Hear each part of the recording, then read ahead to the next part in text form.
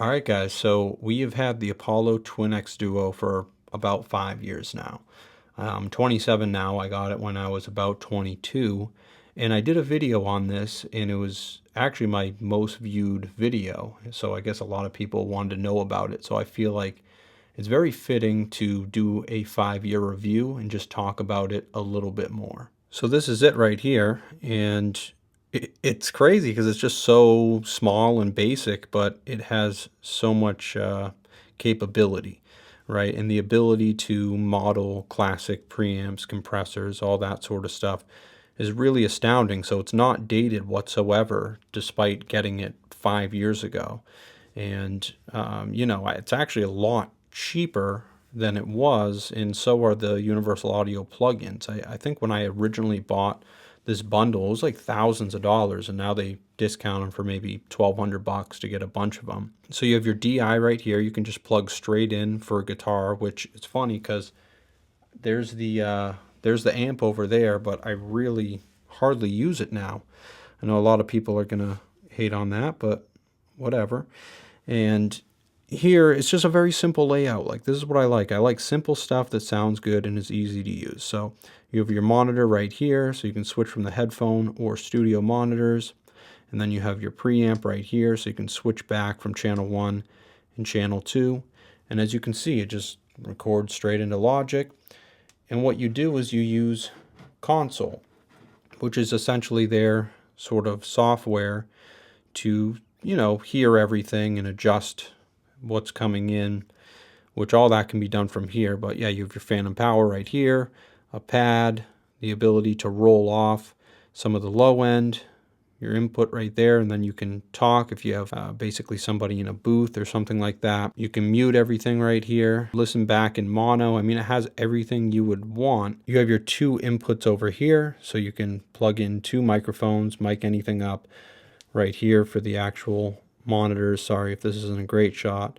And then just your power, and you have a power on and off button. Like, it's a very simple and intuitive thing here, but the magic of it is the sound. So let me jump into console a little bit, right?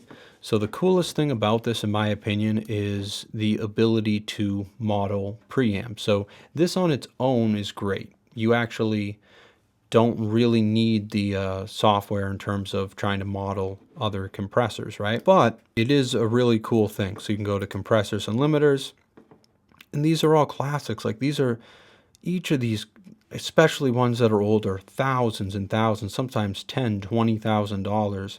And the ability to have, these things at your fingertips for short money, relatively speaking, is insane. So, you have the Vox box, you have Neves, you have 1176, SLE, Teletronics, LA2A, I mean, like the classic limiter.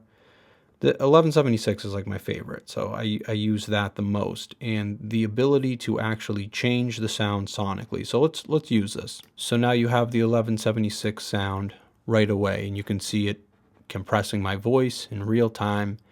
And right here I have UAD monitor. What's happening is when you actually record, the 1176 isn't being recorded into Logic, okay, which is actually very helpful because it allows you to adjust, after the fact. However, if you're very confident in your abilities, you can click UAD record, which essentially prints the actual sound into your DAW, whether it be Logic or, Pro Tools or whatever you're using. And what this does is it saves DSP or space, right? So there's actually only a certain amount that you can really use depending on the DSP or the storage of the actual preamp. This is why a lot of people get the Universal Audio Satellite, which allows you to basically have infinite numbers within your DAW without worrying about losing space. And you'll notice if you're using these things, they'll say DSP full after using like 5 or 6 plugins, because they do take up a lot more space than even like a Waves plugin or something like that. But it does sound a lot better in my opinion.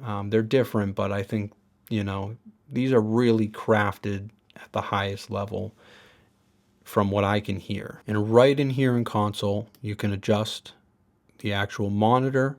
So you can have your gain set to a certain level if you want to record a little quieter, but you can boost the monitoring so that you can hear yourself a little bit better. That gives you more to work in Logic. And then you have your sends right here. So you can actually insert reverb, insert delay, anything like that. If you're going for something a little bit different, and then you can boost up the send right here, similar like you do in Logic over here, right? If you had a send, then you added send here, and then you boosted this up. This is the same exact idea. But I really just want to talk about what I use in terms of this. Like, there's a lot of different capabilities within console, but it's like, you know, nowadays with recording, it's like, how can I get something recorded in quick so that I can get what's in my head into my DAW so that I can start producing and work on the track? Everything that I just talked about is everything that I use, right? I'm pretty much doing everything from the actual interface, and I'm adjusting the input there, or I'll adjust it here, and then from there I'm just trying to get a quick recording. And just like on the actual interface, you have your ability to roll off the low end, the pad, if you're recording something like, say, a guitar amp or something like that. And I love how intuitive it is too. It's like overview, inputs, inserts, sends. I mean, like, this is exactly how you would want it to be. It's so easy to navigate. And let's also just talk about the durability of this thing. This thing is built really, really well in very high quality. I am not someone who always like takes care of my instruments and stuff like that. I try my best, but at the end of the day, I'm kind of just trying to make music, so things get thrown around. And this thing's super durable, and I've thrown it in bags, brought it with me to other places, you know, used a laptop to record with it. I mean, you can really do anything with this thing and bring it anywhere. That's the huge advantage if you're working with another artist. Say you want to go record something, you just want to bring a microphone and your laptop in this. I mean, that's really all you need in order to get a great recording. Let's also plug in for a second, and I'm just going to show you the ability to get a cool sound for guitar.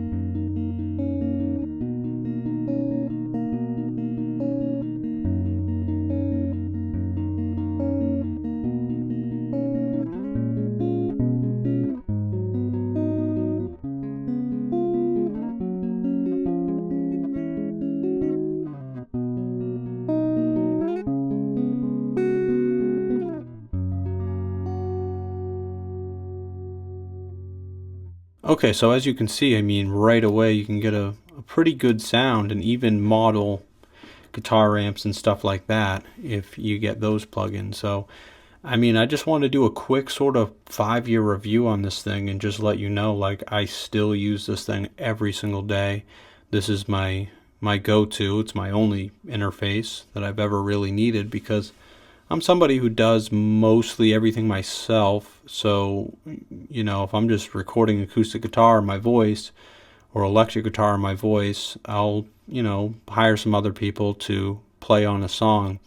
So I don't really need anything else. I don't need, you know, the quad. I've rarely had incidences where I would have needed that. But it really all depends on, you know, how many things you're recording. Do you need 4 inputs? Some people do. Are you miking up a drum, a vocal, and a guitar and a bass? I mean, yeah. I mean, you might need 8 inputs. I don't know. But they make stuff for everybody. So I just want to do a quick little review, talk about console a little bit, and the actual preamp itself. So I hope you guys got something out of this 5-year review. And if you did, subscribe to the channel. We'll see you in the next one.